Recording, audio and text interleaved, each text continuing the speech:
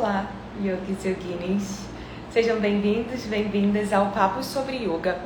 Eu sou a Vivian Cunha e aqui eu falo para você que é professor ou professora de yoga como você pode ser um instrumento de transformação dos seus alunos por meio do yoga.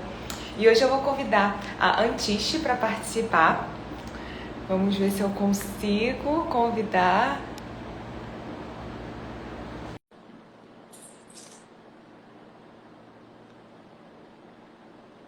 Então, eu convidei a Antish para a gente bater um papo sobre yoga.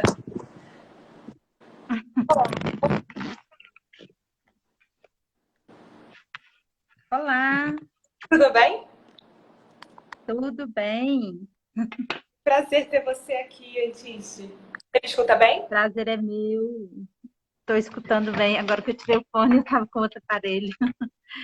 É um prazer, né, estar com você, principalmente que você tem um trabalho maravilhoso que eu tenho acompanhado. Eu sou nova no Instagram, diga-se de passagem, então eu conheço muito pouco das tecnologias, sabe? Mas seu trabalho é muito interessante, é de muita consistência em termos de yoga. Muito encantada. Ai, agradeço as palavras, Antish. Que bom que você já mergulhou no mundo tecnológico, né? Já participando de live. É. Então, nesse momento inicial, eu vou pedir para você se apresentar como você quiser, para a gente saber um pouquinho mais sobre você. Uhum. Então tá bom. Meu nome é Antiste. Eu moro em Pedro Leopoldo, uma cidadezinha do interior de Minas Gerais.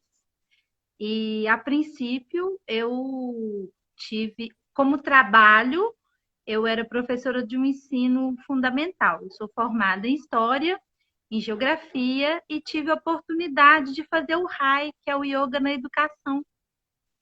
E apliquei o RAI junto com, na época, minha professora aqui de Pedro Leopoldo. E depois disso, ela começou a me dar oportunidades de trabalhar junto com ela. Então, minha primeira experiência foi com criança. Então, às vezes eu vejo as pessoas colocando as dificuldades, né? Eu fiz um caminho suave, mas eu ainda tenho, né, as minhas dúvidas, minhas questões que batem aí. E depois eu fui estudando mais o yoga e assim que eu me aposentei da, da, da prefeitura de Pedro Leopoldo, eu comecei a dar aulas na minha casa para amigas. Então eu tenho, né? Estamos parados agora por causa da pandemia, mas eu tenho amigas de 76, de 70 anos, e assim, foi muito gostoso, sabe? Que ao mesmo tempo que eu atendia essas pessoas, eu atendia a minha filha com as amigas dela também. Então foi um processo muito muito rico e que eu tive experiência assim de ir fazendo aos poucos esse contato, né, com o yoga. Agora minha experiência pessoal com yoga foi porque meu filho morreu num acidente, ele tinha 5 anos, e depois disso eu entrei numa depressão, né, que é uma coisa muito normal, e fui fazer um tratamento com o Dr. Roberto Lúcio, que é um psiquiatra espírita, e ele me questionou o que eu fazia para mim. Eu fazia tudo, gente, menos algo para mim. E aí eu trabalhava, eu ia na minha igreja, né, no meu centro, eu cuidava da casa, mas eu não fazia nada que eu queria. E aí ele me perguntou: o que você faz que você gostaria de fazer? E eu saí de lá aquele dia chateada comigo, né, com a situação, com a medicação que ele me deu. Eu falei, puta merda, eu vou tomar esse trem agora o resto da minha vida, né? Que foi uma medicação muito forte, eu estava muito ruim.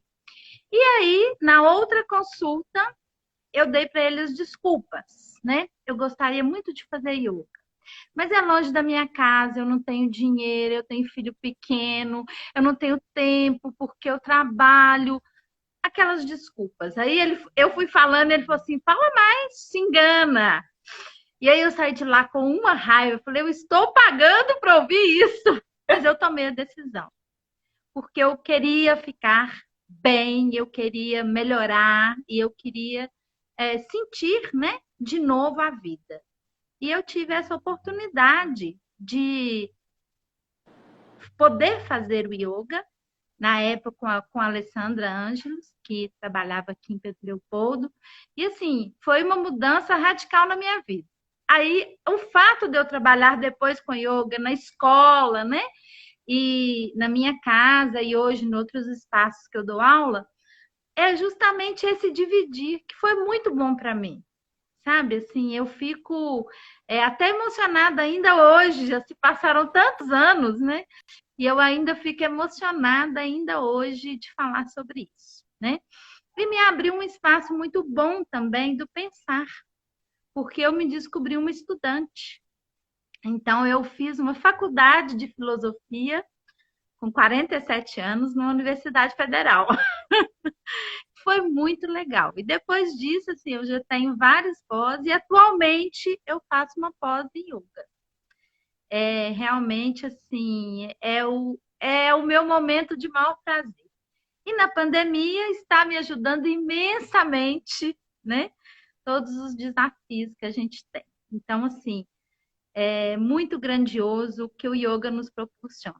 E eu nunca tive, eu acho muito legal quando você fala dos asanas, né? Que às vezes as pessoas têm ideia de fazer asanas complicados, que aquilo é yoga. Aquilo é yoga também, mas eu nunca tive aquela ideia do yoga.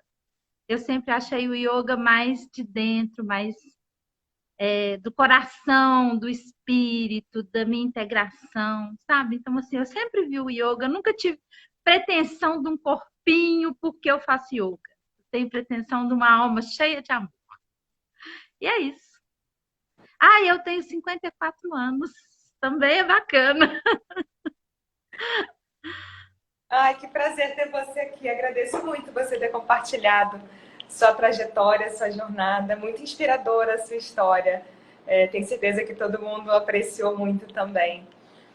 E é muito incrível, né, ver a potência que o yoga é, né? Porque eu acho que é muito recente essa ideia desse foco, né, nos asanas. Talvez até por conta desse fenômeno das redes sociais e o quanto a imagem, a aparência virou algo muito notório, né? Então, talvez seja algo um pouco mais recente, né? Porque, de fato, o yoga é muito conectado ao nosso coração, a esse aspecto do olhar para dentro, né? Da gente, isso que você falou, achei muito importante de o que eu faço por mim, né? O que eu estou fazendo além de fazer tudo pelos outros, né? Tantos de nós têm essa tendência. Alguém até comentou aqui, deixa eu ver a Samira.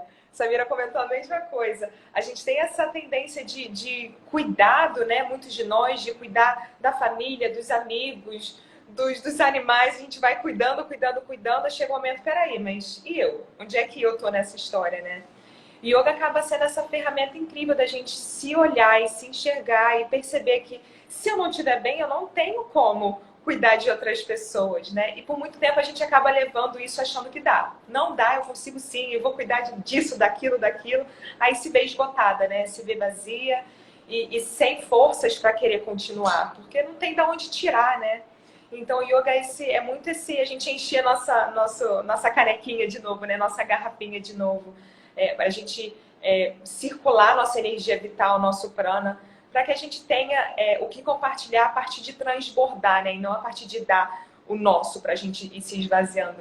Então, achei isso muito bonito, né? O yoga como esse olhar para dentro mesmo, né? A gente cultivar os nossos presentes, a gente conhecer quais são as nossas forças, também olhar com compaixão, com cuidado para o que a gente pode trabalhar, né? Qual é o nosso trabalho para se conhecer melhor e se entender melhor. Então, acho que a essência do yoga está muito nessa jornada interna, né? E a partir disso, a gente compartilhar, a partir desse lugar de cheio, né? E não de esgotado. Estou esgotada, mas vou compartilhar estou bem, estou me cuidando e a partir disso vamos transbordar e fazer multiplicar, né? Então achei muito lindo que você comentou isso, que acho que é muito essencial, né? Às vezes a gente foca muito em, ok, como eu vou compartilhar? Como é que eu faço isso? Como é que eu monto um plano de aula? Como é que a gente vai pensando tanto na estrutura, como fazer, né? Sem perceber se a gente está se cuidando, cultivando a própria prática e se alimentando, se nutrindo para depois o olhar para fora, né? O olhar para dentro é sempre esse primeiro passo. E é muito importante. Isso que você falou de... Primeiro eu tive que olhar para mim, fui no médico, fui lá, fiquei chateada, não queria fazer nada daquilo, mas foi o ponto essencial, né? Que foi o início dessa percepção, né? Agora estou aqui, preciso fazer algo por mim. E o compartilhamento veio depois de todo esse trabalho interno, né? Então achei isso muito legal, Antiche. Então eu queria abrir novamente para você trazer questionamentos, dúvidas para a gente conversar, para a gente dialogar. Ah, então tá bom. Eu sempre penso a questão dos mantras. Por quê? Porque eu trabalho com pessoas de várias religiões. E os evangélicos, principalmente, eles não aceitam a vocalização de outros mantras. E eu já tive pessoas que desistiu da aula porque tinha outros mantras. Então, eu atualmente, eu vocalizo o mantra Om. Você percebe alguma limitação em fazer só o mantra Om? Você acha que eu deveria insistir com outros mantras? Como que eles respondem ao ON? É bem aceito? É bem aceito, a fazem comigo sim. O Eu ON tenho uma aluna, então, que ela adora fazer o mantra Om. Ai, perfeito. E o ON, assim, é a raiz, né? É a sementinha, assim, é tudo, é o universo, é o infinito. Tem essa potência tão forte. Então, acho incrível que o ON foi aceito. Então, se você está recebendo O essa... Om foi a... O ON passou. Foi? O Om passou. O ON já é tão potente. E todos os mantras partem do ON, né? Então, isso é muito legal, que o ON passou nesse livro. Mas eu lembro que eu tive um professor uma vez que ele falou exatamente isso, porque tem pessoas, dependendo da raiz, de onde elas vêm, né, em relação à religião, tem um certo obstáculo, né? Encontra um certo um lugar assim, até que eu vou, a partir disso não é mais para mim. Então existe uma certa barreira para algumas pessoas. Ixi, eu acho que você travou. Vocês estão vendo a Antiche ou ela travou só para mim? Ai, voltou. Tá me ouvindo, Antiche? Tô. Deu uma picada, mas tô. Perfeito, você voltou para mim também. Então, tem pessoas que encontram certas coisas que a gente faz na prática de yoga como algo conflitante com a sua religião, com suas crenças, com seus valores. E uma vez um professor meu falou o seguinte: se tem pessoas que não se sentem à vontade de recitar mantras, vocalize vogais. A, E, I, O. Trabalhe com as vogais. Isso já é um trabalho de trabalhar a questão energética do Pranamaya Kosha, né, que vai reverberar no campo físico também. Então ele trouxe essa sugestão uma vez: trabalhe com vocalização, se os mantras não forem aceitos. Então você já passou o OM ali, então acho que isso é muito, muito válido, porque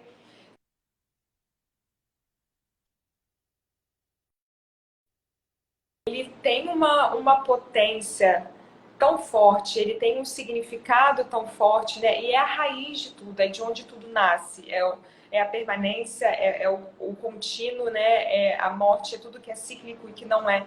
Então, o Om já tem essa raiz, né? Que veio do Sanatana Dharma, não veio desse lugar, né? Veio foi recebido como a raiz de tudo, como a origem de tudo, a fonte de tudo.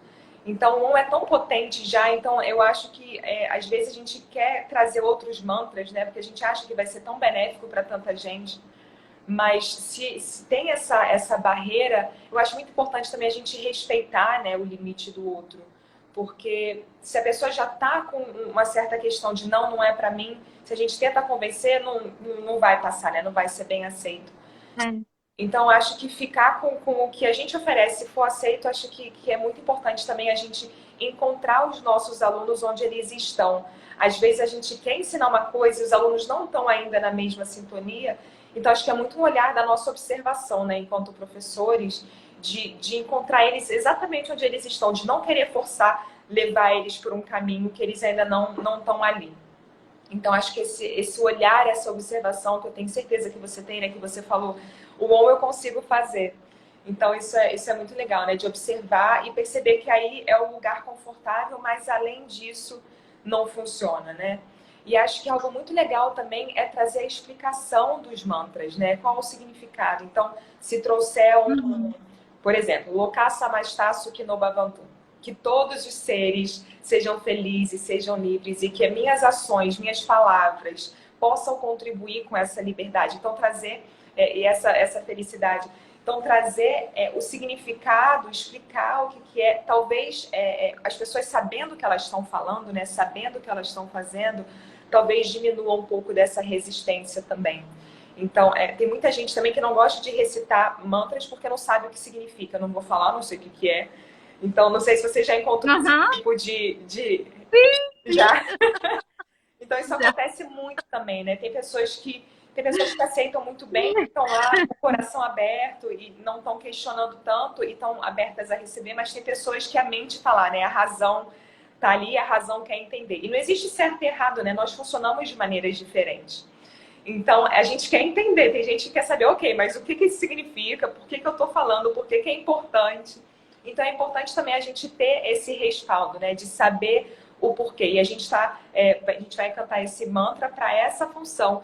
E eu sempre dou opção, fica à vontade para não cantar, ninguém é obrigado a nada. Você pode cantar pelo silêncio.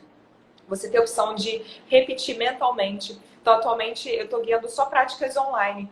Então, eu percebo que às vezes eu estou guiando prática de manhã cedinho e a pessoa está com o companheiro dormindo no quarto. Ou então, tem criança dormindo em outro cômodo. Então, opta por não cantar nenhum mantra, né? Então, eu sempre dou opção. Você fica à vontade para repetir mentalmente em silêncio, para só receber a vibração. Ou, se você quiser se juntar a mim também, fica à vontade. Então, acho legal também dar opções de se juntar, vocalizar ou não, repetir mentalmente, que daí a pessoa tenha essa liberdade, né? De, olha, recebi opções, então agora eu posso escolher, né? Eu tenho esse poder de escolha. Então, eu posso nem repetir, eu posso ficar aqui quietinha. Então, isso eu acho que é uma forma legal também de dar essa opção, da pessoa ter esse poder, essa liberdade, né? Esse poder de escolha. Então, acho que é uma maneira que funciona também. Vou fazer mais uma prática, né? Vou dar uma introduzida e ver como é que vai. Tá. E acho que é muito da experiência. Isso é bem legal. Também, né? Da gente ver o que funciona com os nossos alunos, o que não funciona. E todo mundo vai ser diferente. Todo mundo vai ser diferente. Era justamente esse ponto agora que eu ia perguntar, né? Por que que algumas pessoas, elas sentem os benefícios tão rápido do yoga e outras demoram mais? É uma questão de maturidade, de sensibilidade? O que que implica para a pessoa chegar e sentir o benefício daquela prática, assim, por completo? Falar assim, nossa, que aula, né? Sim. Isso é muito interessante, porque é exatamente a base de tudo isso, né? É o como nós somos tão diferentes um do outro. E é muito interessante porque as pessoas, os alunos chegam para praticar pelos motivos mais diversos possíveis. E muitas vezes a gente não sabe, né? Tem pessoas que vêm porque ouviu falar que é bom para a saúde, tem gente que vem porque ouviu falar que é bom para a coluna, tem gente que ouve que é bom para a flexibilidade, que é bom para a ansiedade. Então, cada pessoa vem com uma expectativa diferente. Tem pessoas que vêm pela filosofia do yoga e acho que talvez não seja a maioria. Então, as pessoas vêm com expectativas e objetivos muito diferentes, né? Então, às vezes a gente, né, como professora, a gente quer que as pessoas sintam esse benefício profundo, né, de transformação de vida, de autoconhecimento, né, de espiritualidade. Então, a gente quer que a pessoa chegue lá no núcleo da prática. E aí, Sim. a gente quer tornar isso acessível, né, logo. E é muito exercício de paciência para a gente também, né? A gente vai aprendendo muito com os nossos alunos, que a gente quer o resultado também, a gente quer ver eles se transformando também, assim como a gente sentiu os benefícios, a gente quer tornar isso possível. Mas é muito interessante também a gente perceber que cada um está na sua jornada, no seu tempo. O objetivo pode ser diferente, talvez o objetivo dessa pessoa nem seja esse. Eu, quando comecei a praticar yoga, não tinha esse objetivo de transformar minha vida, de autoconhecimento. Eu fui lá experimentar algo que eu sabia que era bom para a saúde. E, enfim, estava na academia. Então não era nem meu objetivo quando eu comecei. Eu fui aprofundando e fui percebendo ao passar do tempo que yoga era muito além desse universo físico, né? Então, a gente ter essa percepção, né, de que cada um está no seu momento, cada um está num espaço mental diferente, espiritual, emocional, físico diferente, e que a gente está lá compartilhando, né, mas tem pessoas que vão captar na hora, tem pessoas que vão demorar alguns anos, e está cada um no seu tempo, né? E a gente faz o nosso papel de estar lá compartilhando com o nosso coração, mas a gente não pode forçar nada para ninguém, né? E aí, a pessoa não tem esse objetivo e ela vai alcançar o objetivo dela, se for diminuir dor na lombar, por exemplo. Talvez ela tenha alcançado o objetivo dela e já se sinta transformada e ela está feliz daquela forma, né? Então, a gente tem essa tendência de querer trazer muito os benefícios profundos do yoga, mas talvez as pessoas ainda não estejam prontas para isso, ou não seja nem isso que elas busquem, né? Então, acho até legal, assim, eu sempre quando tenho algum aluno, alguma aluna nova, eu pergunto quais são as suas expectativas, para eu entender qual o ponto de partida dessa pessoa, né? E até para a gente saber também respeitar muito o ritmo, né, o tempo dos nossos alunos. E isso eu falei antes, né, na pergunta anterior, e eu repito, é muito importante a gente encontrar nossos alunos onde eles estão. Às vezes a gente já quer levar, não sei, deixa eu pensar numa postura, em termos de postura. A gente quer levar nossos alunos para a Salamba Shichasana, né? E, na verdade, tem todo um preparo. E isso só um exemplo de asana. A gente quer que nossos alunos meditem 15 minutos, 10 minutos. A pessoa nunca sentou por 5 minutinhos. Então, é muito a gente perceber, trabalhar nossa percepção, nossa observação e a conversa também, o diálogo, a conexão, para perceber onde a pessoa está. Para a gente não querer correr 10 metros, 100 metros na frente. A gente, tô aqui do seu lado, vamos juntos. Então, a gente encontra onde eles estão e aí a gente vai caminhando, direcionando onde a gente quer levar, onde a gente quer guiá-los, né? Então, esse olhar de onde cada um está, e numa turma muito cheia, né? Isso é um pouco mais difícil, mas ainda assim é possível, né? A gente vai gerando uma conexão com o tempo, com cada um, e vai observando a prática. Então, às vezes, não precisa nem falar, né? A linguagem corporal, a gente percebe que a pessoa tem dificuldade de ficar sentada, estável, permanecendo, né? Então a gente já vê que talvez a mente seja um pouco mais agitada, a pessoa tem dificuldade de concentração, a gente já percebe na postura, né, que fica mais difícil a permanência e mexe e ajeita. Então o nosso olhar também na prática vai trazendo informações, observando a prática dos alunos, né? A gente vai percebendo nuancezinhas do que aquele aluno, aquela aluna está trazendo. Esse olhar atento é muito importante, né? A nossa presença como professores, professoras, é muito importante. Na vida, né, é algo que a gente quer cultivar na nossa vida sempre. O yoga é muito sobre a presença, a gente está sempre ali completo, pleno em cada instante, em cada ação que a gente desempenha na nossa vida. Mas principalmente quando a gente está ali guiando práticas, a gente está com eles, a gente está com os alunos, a gente não está pensando se a nossa postura está bonita, se o cabelo tá arrumadinho, né? É muito sobre as pessoas que estão ali com a gente, né? Esse olhar muito atento.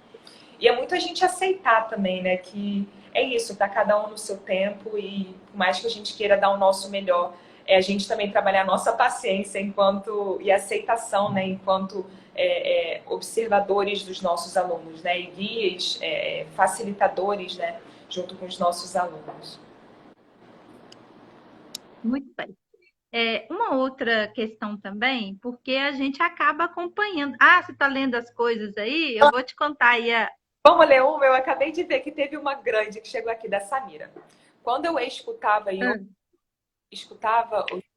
eu só conseguia imaginar as pessoas se equilibrando. E sempre pensei, não consigo fazer isso, gente. Agora estou podendo descobrir que é muito mais que isso. Exato. É muito mais do que... Pois é. A Samira é linda, é minha comadre. Sou madrinha dos filhotes. Beijo para você, Samira. É muito mais que isso, né? Agora, Vivi, é uma coisa que eu tenho como prática, eu não fico pregando yoga. Então, muitas pessoas que estão aí são conhecidas minhas, são amigas, e eu não fico divulgando. Atualmente, aí alguém perguntou onde que eu dou aula. Atualmente, eu estou dando aula só no Espaço Zen, que é aqui perto da minha casa. Aqui na minha casa eu não estou dando aula, porque as minhas amigas que vinham, né? Se eu falar que eu estou dando aula, amanhã estão todas aqui. E com a pandemia não pode. Eu não quero ser responsável.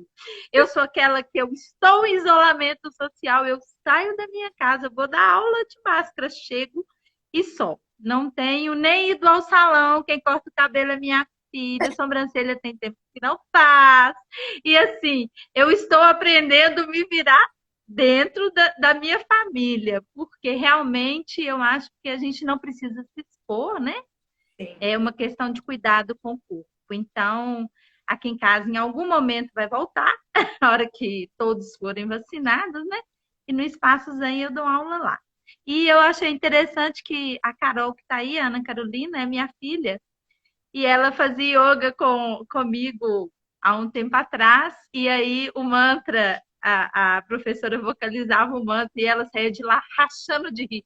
Ô mãe, se estiver falando assim, amanhã eu vou amanhecer com a cara amassada. Então, assim, era muito divertido, mas ela não vocalizava, por mais que insistisse. Então, eu aprendi, sabe? Foram várias situações que me levou à busca desse on. Agora, quando você coloca na questão do nível, né? Eu acho que chega um ponto que a pessoa está pronta, que ela não. Pelo menos na minha cabeça, eu penso assim: ela não precisa mais de aula de yoga, porque ela já consegue se reenergizar, manter seus chakras alinhados, meditar, conseguir a conexão que ela precisa. Você pensa assim também? Do professor? Porque esse lugar não necessariamente vai ser algo estático. Porque a vida acontece, coisas acontecem que pode desequilibrar a gente de novo. Eu acho que o equilíbrio é uma Sim. constante, né? A gente vai, alguma coisa acontece, a gente sai um pouquinho, a gente não. Respira, volta. Então, é esse constante trabalho da gente se reequilibrar com tudo que acontece na nossa vida, né? Com o que acontece no planeta no instante, né? Que não tá fácil para ninguém. Então, para algumas pessoas está mais difícil, né? As pessoas que não têm oportunidade nem de escolher estar em casa. Então, esse trabalho, ele nunca deixa de acontecer, né? Tem pessoas que têm mais facilidade de voltar, né? Da questão da equanimidade, de voltar para o centro, de voltar para um lugar de calma, de tranquilidade, quando está tudo um caos em volta. Mas, assim, na minha experiência, eu acredito que, assim, a prática, eu nunca abriria a mão da prática. Eu não sei se esses seus alunos esse exemplo que você está dando, né, de já consegue se equilibrar, já sabe o que fazer. Eu não sei se essas pessoas mantêm uma prática em casa, uma prática pessoal. Porque isso é algo que eu considero que é algo para a vida. E pelo que eu aprendi com meus professores, com a tradição, é algo que é inegociável, que a gente carrega para a vida, né? Porque, como eu falei, a vida as coisas vão surgindo, né? Coisas que a gente não gostaria que fosse como acabam acontecendo, saem do nosso controle diversas vezes, que a gente tem essa falsa ideia de controle, né? E na verdade a gente não tem muito. Então a gente tem que lidar com essas situações. Então a gente ter a nossa prática vai ajudando a gente a lidar com essas situações de uma forma mais equilibrada e mantendo o equilíbrio, né? Por conta do equilíbrio não ser algo estático, a gente está sempre trabalhando essa opção, as escolhas sáttvicas, né? Como a gente trabalhar o sattva, porque a gente vai indo para o tamas, né? A densidade, às vezes a gente vai indo para o rajas, essa paixão, né? Essa coisa mais expansiva. Então a gente está nesses dois lugares, mas a gente volta para o sattva. E a prática acaba sendo esse lugar também da gente cada vez mais desvendar a nossa mente, né? Investigar como a nossa mente funciona. E esse é um trabalho, assim, a gente nunca fala, caramba, entendi tudo. Agora eu já posso relaxar, fiz o meu trabalho aqui nessa vida, já resolvi aqui na matéria, estou tranquilo, vou ficar mais relaxando por uns 20 anos, porque não tem mais trabalho para ser feito. Então, acho muito difícil alguém chegar nesse ponto, né, de trabalho está feito, agora eu só vou curtir pelos próximos 20 anos, 10 anos que seja. porque terminei meu trabalho de autoconhecimento. Então, acho que isso, a gente nunca chega, né, nesse lugar de completei o autoconhecimento. É um trabalho infinito, né? A gente, até o último dia da nossa vida, a gente está tentando se conhecer melhor, né? São muitas camadas, é uma profundidade quase que infinita. Então, a nossa prática acaba sendo essa ferramenta da gente ir entendendo a nossa mente, né? Da gente transformar a nossa mente em um instrumento em vez de um obstáculo. Cada vez menos um obstáculo e cada vez mais um instrumento para a gente conhecer a nossa verdadeira natureza. Então, eu diria que o trabalho assim nunca acaba. Então, o trabalho diário da prática regular, de ir todo dia para o tapetinho, e aí tem essa diferença sutil, né, de ir para práticas, ter professores guiando, e fazer o trabalho em casa, né? Uma pessoa que tem conhecimento de como organizar, estruturar uma prática, né? Ou ter um professor que possa ajudar a montar essa prática pessoal para ser praticada em casa. Isso pode ajudar muito, mas eu não abriria mão da prática regular. Nunca, sim. Nunca. Pretendo praticar até o último dia, bem velhinha. E Até porque o objetivo, né, dos asanas é que a gente fortaleça o corpo para a gente conseguir ficar em meditação, para a gente conseguir movimentar o nosso campo energético. Se a gente parar de fazer os asanas, né, parar de movimentar o corpo vai perder essa mobilidade, essa força, esse controle, né? Então, mas eu pensei mais assim, no yoga, você, como professor, ter sempre um professor, entendeu? Ou você pode caminhar sozinho, porque eu estimulo muito os meus alunos a fazerem práticas em casa. Então, às vezes, eu dou práticas e falo para ele: olha, isso você pode fazer na sua casa. Isso é para a hora que você estiver com a cabeça cheia, faça essa respiração. Então, eu tenho muito disso em mim, tá? Talvez porque eu vim de uma escola formal. Então, quando você é professor numa escola formal, querendo ou não, você traz essa bagagem com você, né?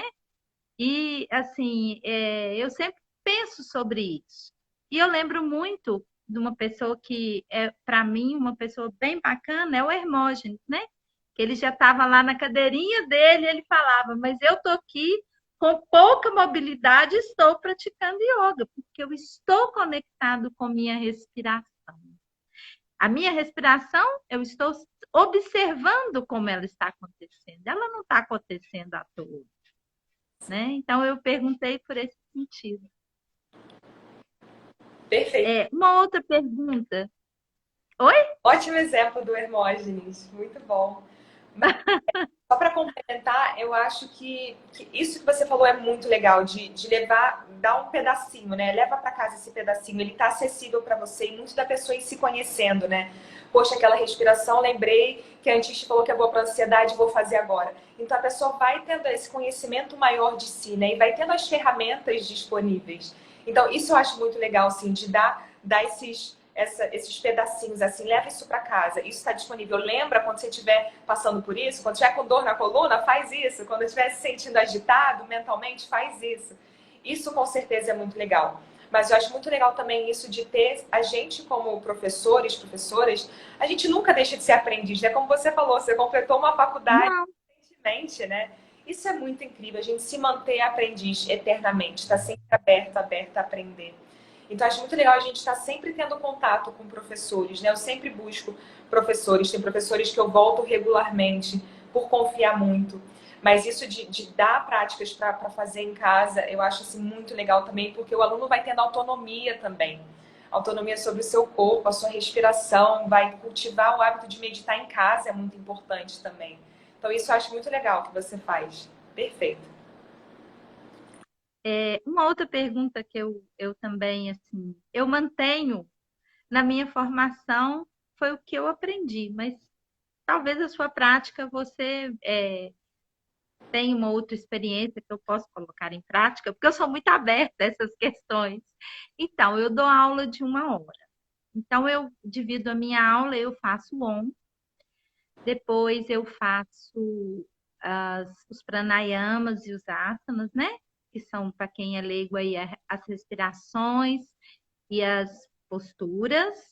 Depois a gente faz uma automassagem. Eu sempre preparo, adoro os olhinhos essenciais, então eu sempre preparo um olhinho, né? E faço as inalações, mais respirações e fazemos o relaxamento e a meditação. A sua prática, você acha legal? Você acha viável esse tipo de distribuição? Ou você acha que, com a sua experiência, poderia mudar alguma coisa? Achei muito legal, eu também adoro óleos essenciais. Acho eles uma complementação muito legal, né? E achei uma estrutura bem legal, muito parecida com o que eu faço. A única coisa que eu adiciono, você não precisaria mudar nada. Eu acho que a estrutura é uma estrutura bem legal, mas a tradição, né? A estrutura tradicional é ter o pranayama anterior ao momento da meditação. E aí eu nem eliminaria o pranayama do início, porque eu acho que acaba sendo uma ferramenta. Sim, mas olha, desculpa, eu faço antes, sim. Sempre, sempre eu faço antes Eu gosto muito daquele do cone de vidro que você inspira, o líquido branco. Adoro aquele. Para mim, assim, é muito gostoso, né? Ele é um. E eu sempre faço ele antes do relaxamento. Perfeito, Sempre faço pranayama, não só ele, mas outros também, legal. tá? É, Então você faz o pranayama, a técnica de respiração no início, depois do on e no início, do relaxamento. no relaxamento. As do início, normalmente eu faço as quentes, as respirações fortes. Sim. E no final, eu faço as que tranquilizam. Então, assim, eu tenho isso na minha cabeça. Sabe quando você separou assim, né? Você põe assim na sua cabeça. Sim, perfeito. É. Agora, então, essa forma tá legal. Você Tá também trabalha mais ou menos assim. ótimo. Ah. O pranayama ele acaba sendo uma ótima ferramenta para a gente interiorizar, né? Para a gente se desconectar um pouco dos sentidos e trazer a atenção para dentro. Então essa transição, né, do pranayama para o estado meditativo é muito potente, né? Faz essa ponte de uma maneira muito eficiente. Então, legal, você não tinha comentado antes, né? Ou eu não peguei do pranayama também antes da meditação. Então, perfeito. Legal fazer a Eu acho que não tinha comentado.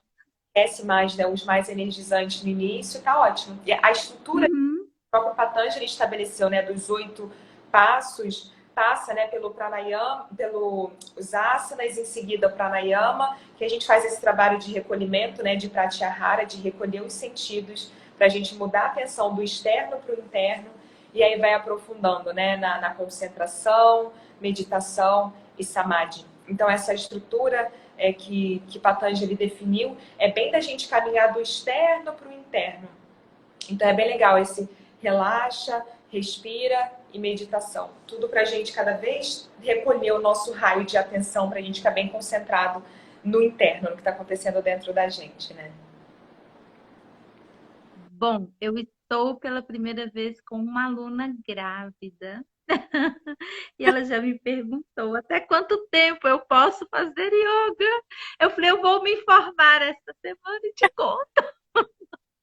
Porque ela faz uma aula individual, sabe? É só com ela, então assim é muito tranquila a aula, sabe? Mas eu penso que daria para fazer até na semana do neném nascer, se tudo estiver bem, né? Sim. Esse universo de guiar práticas de pré-natal, né, tem diversas especificidades, né? Tem diversas posturas que a gente evita nesse momento da gravidez. Sim, sim. Você provavelmente já tem contato, né, com isso tudo, mas o momento, acho que a preocupação maior, estando tudo bem, a preocupação maior é o momento do início. Pelo que você falou, ela já está mais próxima do final, né, talvez terceiro trimestre. Então, o momento de estar mais atento ao início, porque no primeiro trimestre é quando tem esse risco maior de aborto espontâneo. Então, é nesse momento que a gente, Ah, tá, não, já passou. quando passa, já dá para trazer muitas coisas de volta, né? Muitas práticas de volta.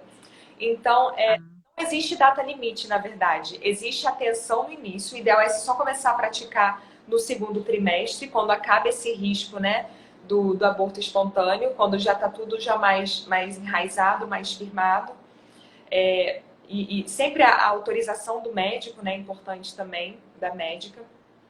E no final, assim, da gestação, não tem tanto limite. Então, é exatamente isso. Dá para praticar até o último dia, a pessoa se sentindo disposta, confortável, né? Porque a prática de yoga pode trazer diversos alívios, né? Para desconforto. No momento final da gestação, é aquela sensação de não ter mais espaço, né? Parece que para respirar fica difícil, para digerir não tem, para se alimentar não tem mais tanto espaço. Os órgãos já estão ali apertadinhos, né? Que o bebê está tomando. É verdade. Então, a prática de yoga ajuda muito a criar essa sensação de espaço, né? Trazer espaço.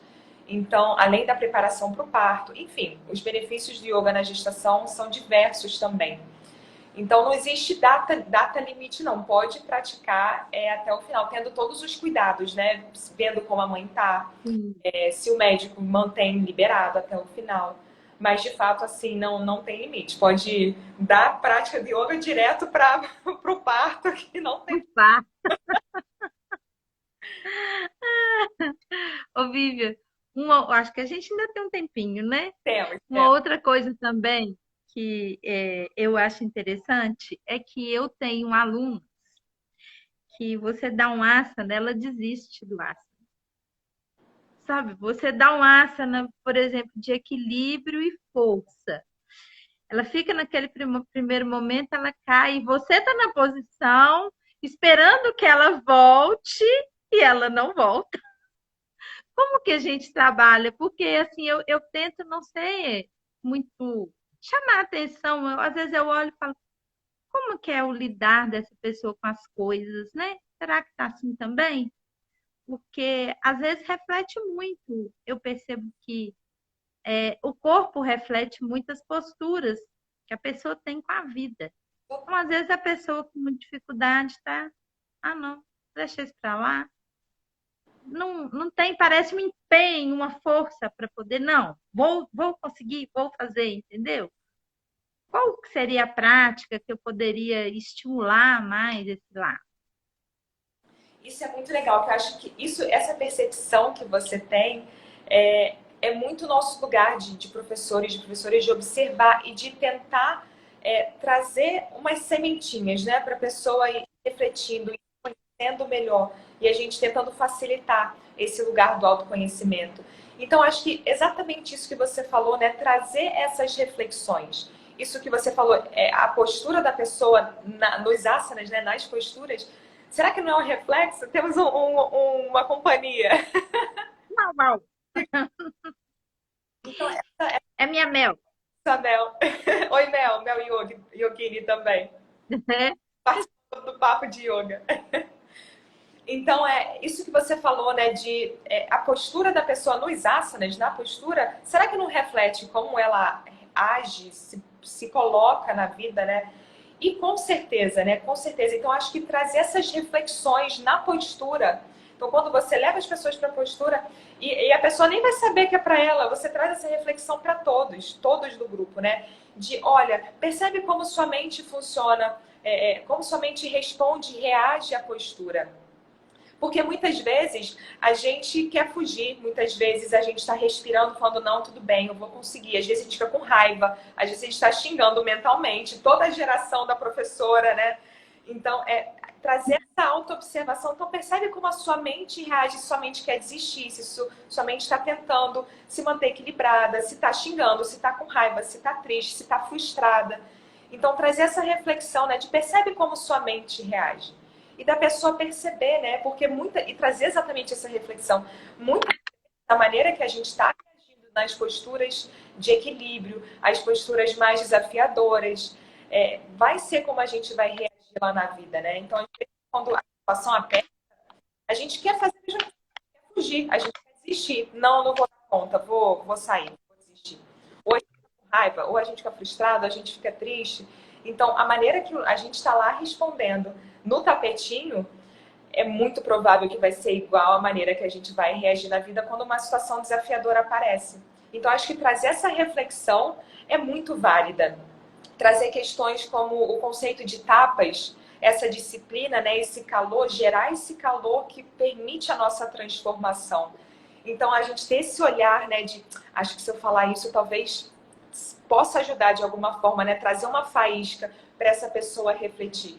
E talvez ela não capte, talvez é porque não é o momento mesmo ainda de captar, né? Então é muito da gente respeitar também a jornada das pessoas. Mas a gente pode tentar dar uma mãozinha, né? Ir ali junto, tentar trazer essas reflexões para ver se traz alguma reflexão para elas, né? E a gente coloca para todos, uma coisa que eu não faria seria, olha, você, por que você, de nominar, né? Falar, você, Sim, humana, por que você não faz sim.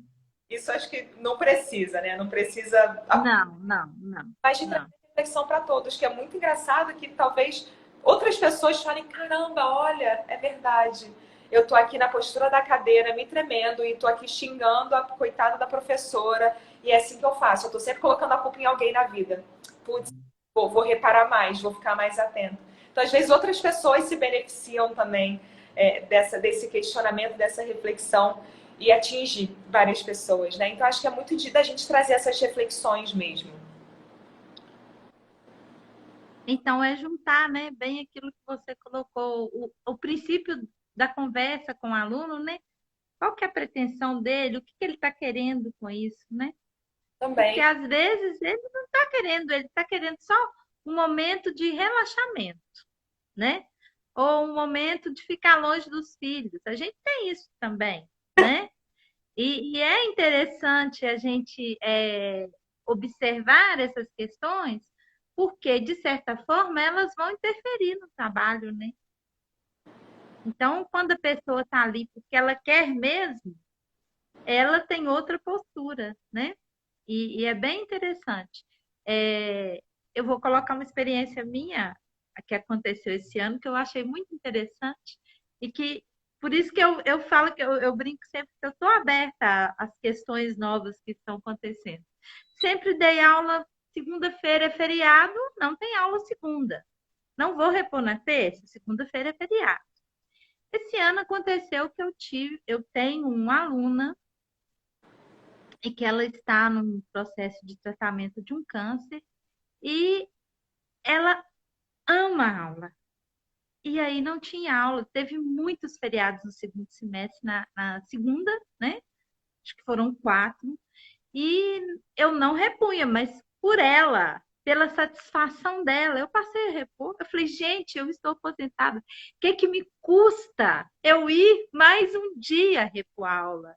Então é essa mudança que vai acontecendo dentro da gente por algumas questões, né? E ela fica muito agradecida com a aula, ela está muito feliz com a aula. E eu também fico muito feliz de poder proporcionar isso, né? Então, a partir desse momento, eu pensei comigo, não, para todos, né? Eu agora, assim, não, é feriado quinta, não, a gente pode repor em outro dia, que veja o dia melhor para vocês, né? Eu criei mais flexibilidade. Eu achei que talvez pela pandemia, pela sensibilidade também, né, que outros valores estão aí tocando a humanidade. Então, eu achei que foi assim uma coisa que me marcou esse ano, foi essa minha mudança da linha dura. Sim, isso é muito legal, né? A gente ir se flexibilizando e se adaptando e se percebendo também, né? Cada vez mais, onde a gente pode renegociar para abranger mais, né? Para acolher mais o outro. Então, isso é um trabalho interno que a gente faz sempre, né? E até nessas questões, né? De horário, de tudo, né? De horário, poxa, vai beneficiar tanto essa pessoa, né? Por que que eu não posso mudar um pouquinho, né? Me flexibilizar um pouquinho? Então, isso é muito legal, né? É parte desse trabalho, né? Esse trabalho interno que É, faz, que reverberta o externo também. Então, muito legal que você expandiu um pouquinho, né?